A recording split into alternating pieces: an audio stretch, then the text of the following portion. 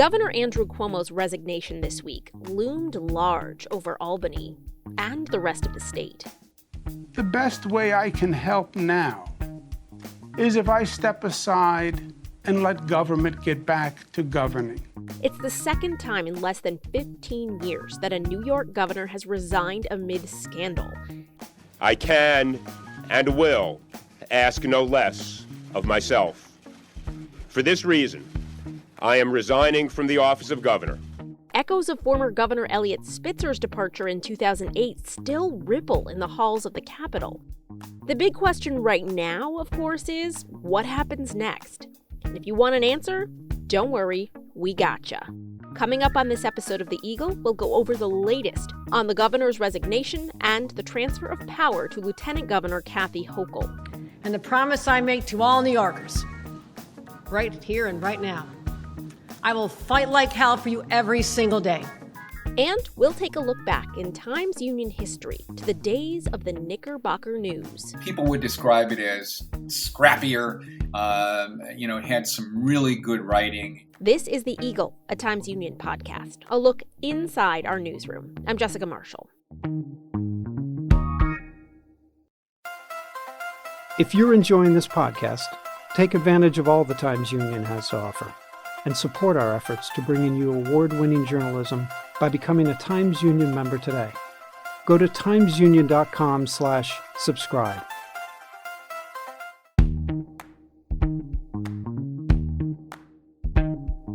Welcome to The Eagle. I'm Jessica Marshall. New York Governor Andrew Cuomo's resignation dominated the headlines this week. The Times Union devoted much of the front page to it, and it's at the top of timesunion.com. In the latest development, we're recording this show on Thursday, mind you, Lieutenant Governor Kathy Hochul told NBC News and the Today Show that at the end of her term replacing Cuomo, she plans to run for governor in 2022. Hochul held a press conference Wednesday, the first time she's spoken publicly since Cuomo announced his resignation.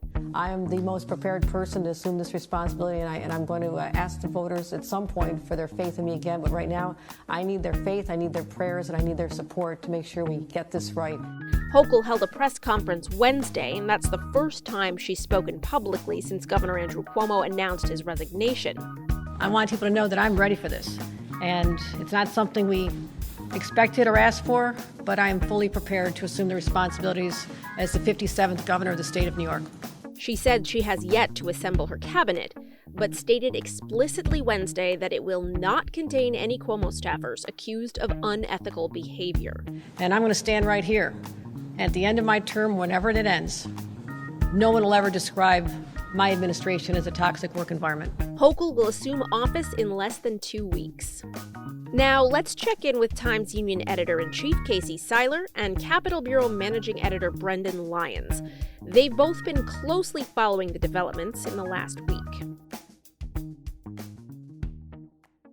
Brendan, thanks a lot for taking the time. It's been a rather busy week. So let's review the events of just the past couple of days, which have been a blur, I would imagine, for both of us and many other people.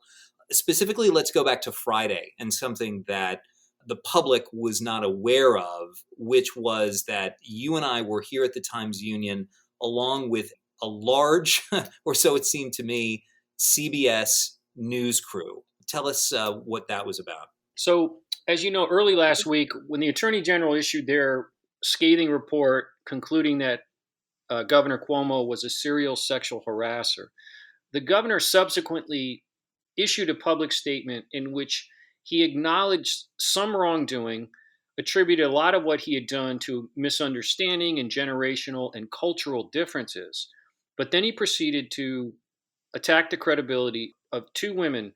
One is Lindsay Boylan, and the other was Brittany Commisso, who at that time was still an anonymous person who she had made her allegations public, but had not done so revealing her identity. I was afraid that if I had come forward and revealed my name, that the governor and his enablers, I like to call them, would viciously attack me, would smear my name, as I had seen and heard them do before to people. After that occurred with the governor, Ms. Commisso became, very upset about that and had not been pleased that the governor had cast her as a liar, and she wanted him to tell the truth. So CBS News had also expressed an interest in teaming up with the Times Union to interview Ms. Camiso. And the one problem they had was that the Times Union had built a trust from her, has been interviewing her several times since March and April, reported on her story, and in her words, had done so accurately and fairly. So we were sort of a conduit, if you will, with CBS to the alleged victim. It resulted in 3-hour interview at the Hearst Media Center at the Times Union on Friday that took place. And word of that began to get out when CBS had teased that interview a little bit on some social media platforms. And it had an immediate impact in the governor's office as well. On Saturday, I had multiple calls from the chamber, and it was clear they wanted to know. One thing they wanted to know was, would Ms. Camiso be coming out publicly in a sense of revealing her identity or not? They didn't know that, and I think that concerned them. Another concern they had was how far it might go, what might be said in the interview. And so as the weekend wore on, more and more advances, if you will, teases of this interview were being put out. I am Brittany Camiso. I am a mother. I'm a daughter. I'm a friend. And I'm a human being. I'm a woman. And I have a voice. And now I've decided to use it. By Monday morning, there was a lot of interest, I think, in hearing this interview. And it was a quite lengthy segment by their standards on CBS Morning News in which Ms. Camiso went public. I exactly remember looking down, seeing his hand, which is a large hand, thinking to myself, oh my God, this is happening. It happened so quick. He didn't say anything. When I stopped it, he just pulled away and walked away. We can't say that interview or that the publication of her additional details and such led the governor to resign a day later, but the timing, I think, was part of that tipping point for him. The timing, I think, was also notable in something that happened Sunday night, which was a pretty brief statement from Melissa DeRosa, the governor's secretary, or highest aide, effectively kind of chief of staff, that she would be leaving the administration. And that was seen by certainly the most stunning and damaging departure that the governor had sustained since the report came out. Melissa DeRosa's name is all over that report. I think something like mentioned 160 times or more in relation to her defensive efforts, including her organization of the release of material from Lindsey Boylan's personnel file. And that news, I think, fell within the administration and probably fell on the governor like a hammer blow. It was subsequently reported, I believe, by the New York Times that Melissa DeRosa had made that move because she could no longer stand by and defend the governor. And yet, on Tuesday, well, let's now jump ahead to Tuesday. She was there with the governor as he entered the executive chamber's offices in Manhattan to make a statement that was preceded by another presentation from the governor's attorney, Rita Glavin, who took part in a rather ill-starred, I think it's fair to say, Zoom call on Friday, offering up some of the defense. And then on Tuesday, she came and offered it again, which turned out to be a prologue to the governor's appearance. The report, as I've said before, contains errors, and it omits key evidence. It omitted evidence that undermined the narrative that began in day one on this investigation. And to Rita Glavin's credit, I will say that she's pointed out some glaring deficiencies in the Attorney General's report and errors, because Ms. Camiso had told them that the November 16th day at the mansion last year, when it was a very busy day, the governor's schedule was literally minute to minute. They could document calls with the Michigan governor, calls with this person. and there was many people in the mansion that day, his family, Melissa DeRosa, other senior aides. It was a day when it could not have happened, the groping incident, as she described, which was on a day when the mansion was quite empty other than the staff and the state police. And she had been dispatched to help him with a matter on his iPhone, which I would note, too, that you recall our conversation with Melissa DeRosa and other that got a lot of attention. That was about the fact that who would dispatch her to the mansion for that. They never denied that Ms. Camiso or other young female aides would be sent to the mansion or into his office to assist him with technical matters on his cell phone. But the point is that she had said that the November 16th date was something that she could pin her memory to, that it happened around that time, that it was sometime in November, but not that date. But the Attorney General's report says it did happen on that day. And they have not walked that back. They won't correct the error and have instead pointed to this equally confusing footnote that does indicate that she said it was around that time, but not that day. So I can understand the governor's frustration as well as Ms. Glavin's, but they've also cited our stories, which have made note of the fact that Ms. Camiso thought it was later in the month, possibly around Thanksgiving week, that she was dispatched. And that might also explain why the mansion was more quiet on the day that she went there, because it was a holiday week. So after Rita Glavin is done giving this presentation, the governor appears. Once again, this is just a live video statement. There are no reporters in the room, or at least not that we know of. And he begins to echo many of the points in her defense, that the AG's investigation was unfair. And then comes a pivot in the statement. And then the governor announces, and I think it stunned everybody virtually who was watching it, that he was going to step down effective in 2 weeks. And Brendan, I'd just ask you, what was your reaction as you were watching that? I was shocked because I thought they were laying the groundwork for Armageddon, for battle in the impeachment, that they were going to make their case. And then his shift happened during the speech. And I was shocked. I didn't see it coming. And then it was, the moment for me was he choked up for a second. He seemed to just swallow slightly, and his eyes, you could see it in his eyes. It is a matter of life and death, government operations. And wasting energy on distractions is the last thing that state government should be doing. And I cannot be the cause of that. And that was when, you remember, I put on our Slack channel in the newsroom, Cuomo resigns, because even before he got the rest of the words out, it just seemed that you knew, oh my gosh, there was something subtle there. He's done. And then, he shifted. New York tough means New York loving. And I love New York. And I love you. And everything I have ever done has been motivated by that love. And I would never want to be unhelpful in any way. And I think that given the circumstances, the best way I can help now is if I step aside and let government get back to governing.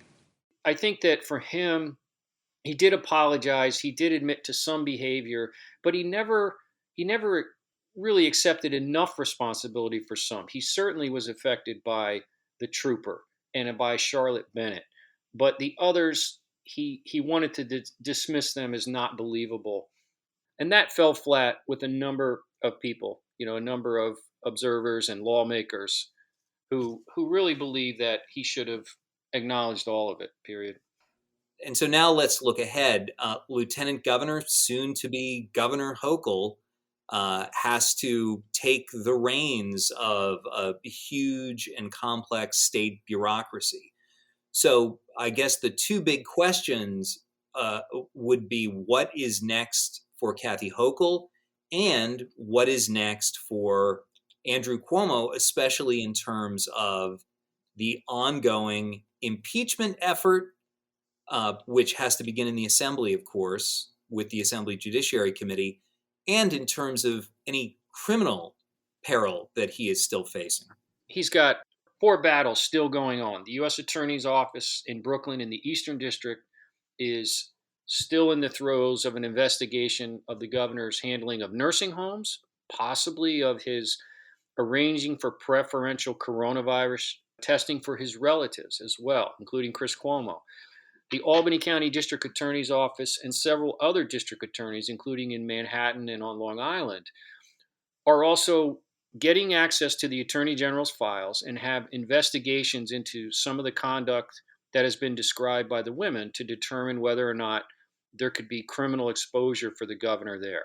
And then the Attorney General also has still an investigation that was separate from the sexual harassment matter that is focused on whether the governor misused state resources when employees were tasked and, as he said, volunteered to help him with his $5 million book on his handling of the pandemic. The impeachment proceeding is going to be more interesting because already there are scholars, constitutional scholars, who are saying that because Cuomo resigned, he cannot be impeached. But because they have invested millions of dollars in this effort, and they had other things they were looking at in addition to sexual harassment, members of the assembly have indicated that they may still move forward, but with something that might culminate in a report similar to what the Attorney General had issued, so that they can affirm or possibly buttress what the Attorney General had found. And what about Kathy Hochul? There's no instruction manual for state government, although, of course, I guess David Paterson found himself in the same situation back in 2008 after Eliot Spitzer stepped down. And obviously, this has been a potential outcome that Kathy Hochul has been living with, contemplating for the better part of, 7-8 months now, since these scandals began swirling around the governor. Sure. So she's certainly regarded as a capable leader and lawmaker. And this 14-day handoff, if you will, between governor's announcement and when he officially resigns, I think makes sense. I think that the transition is a little more complicated in the handing off of this power base because we're in the middle of a pandemic. Although the state of emergency is over for the coronavirus, there is still a pandemic, and it's making a comeback in some fashion. You also have the eviction issue that has been a really slow rollout for the state. They are stumbling on this, and that affects many people who may be facing eviction and not getting the funds that have been promised to be delivered by the federal government, because New York was put in charge of that and has stumbled greatly. And in addition to that, in the backdrop of all this is the incredible spike in gun violence and homicides and shootings that prompted Cuomo to declare a state of emergency. But what will be interesting to see is if the progressive wing of the party or others begin sort of an effort to undermine Hochul, to begin circulating information about her to try to damage any potential run for governor that she may want to make. She reminds me a lot, in many of you, of being in the same shoes as David Paterson when Eliot Spitzer fell from grace. Brendan, thanks a lot. We really appreciate it. And of course, thanks for all the good work. You bet. For more on the developments in Albany, check out our Capitol Confidential section of timesunion.com. After the break, we will go back in time to the heyday of the Knickerbocker News.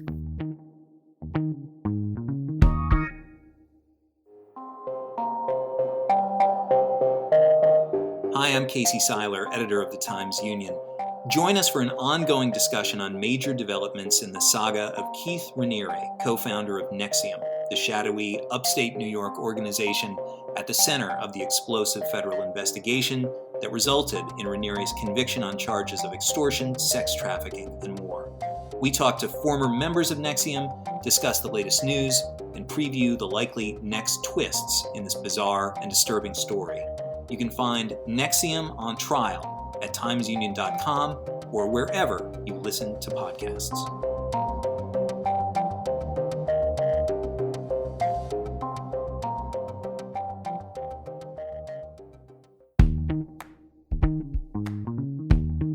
Welcome back. You're listening to The Eagle, a Times Union podcast. I'm Jessica Marshall. We've got exciting news here at Times Union HQ. We launched a new free afternoon e-newsletter this week. If you sign up for it, you'll get the latest headlines delivered straight to your inbox around 3 p.m. every day. That's just in time to get a news fix during your afternoon coffee break. We're calling it The Nick. Now, if that name sounds familiar to you, you are not imagining it. It's an homage to the Knickerbocker News, an historic paper that we used to print.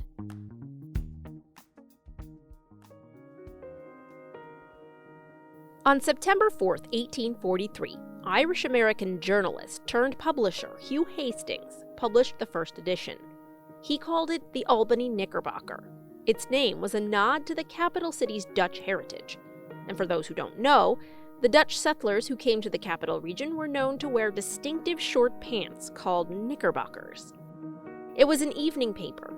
It even grew to become the region's top newspaper for a time. In 1847, a correspondent for the Knick was thought to have transmitted the first ever news dispatch from New York to Albany via telegraph.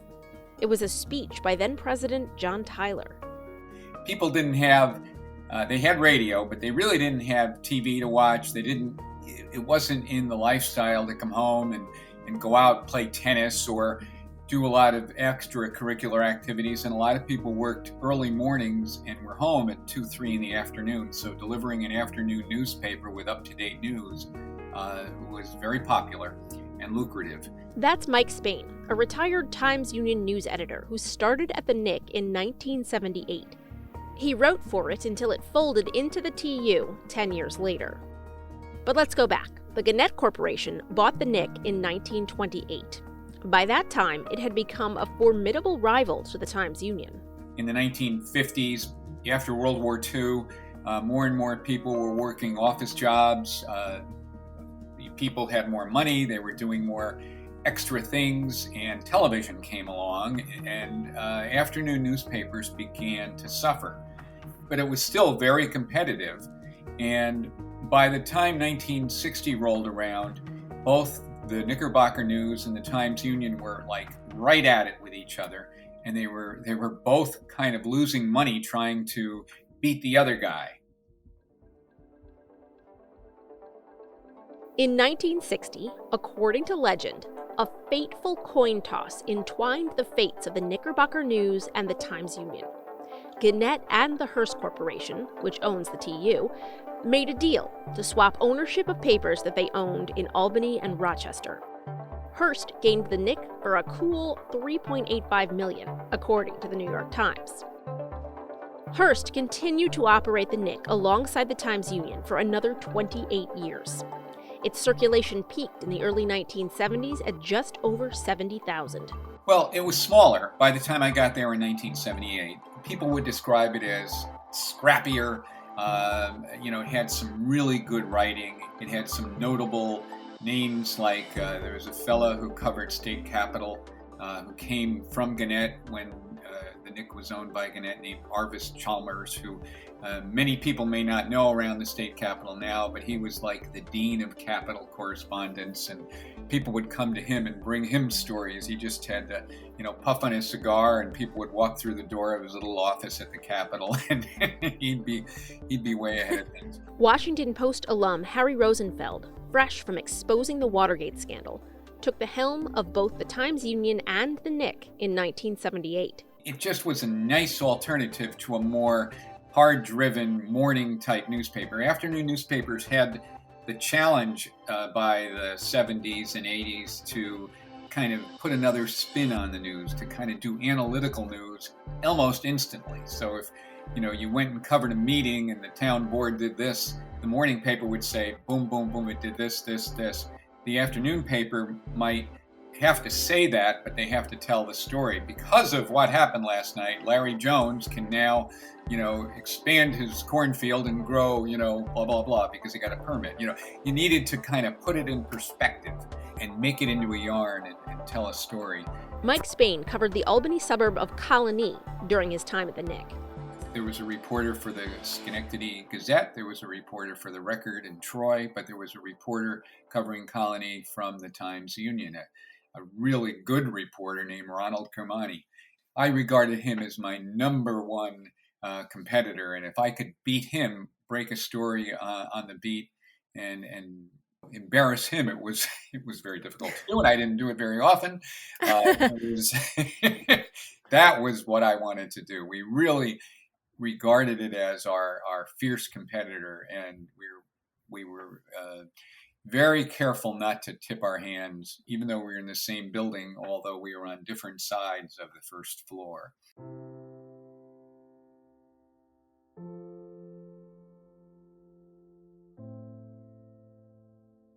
Mike Spain remembers big stories that the Knick covered during his decade there.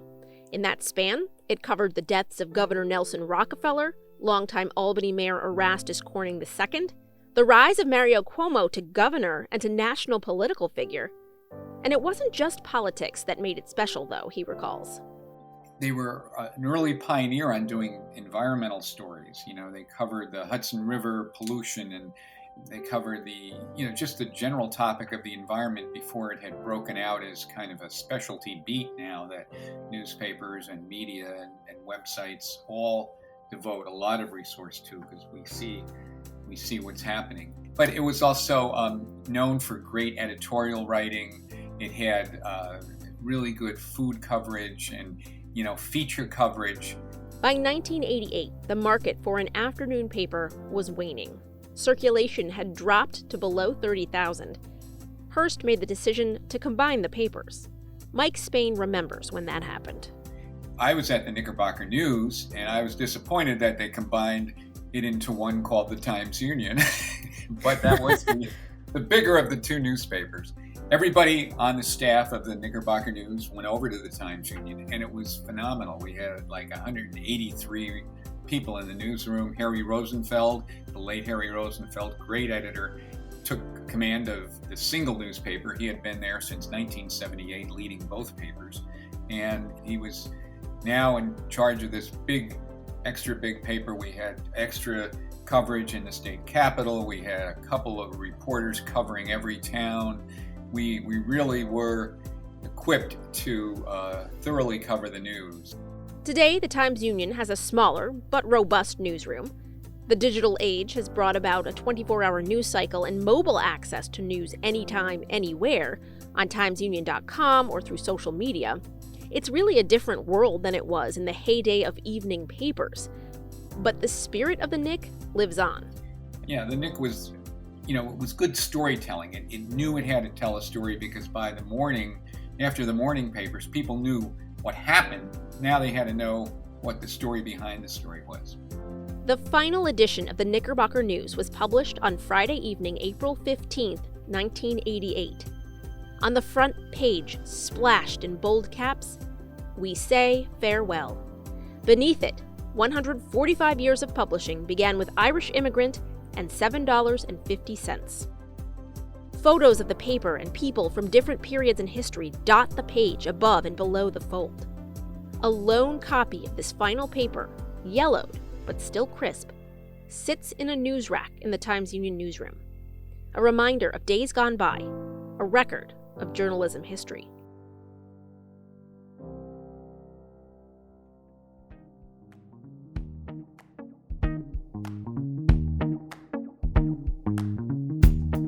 All right, that's it for this week. I'm Jessica Marshall.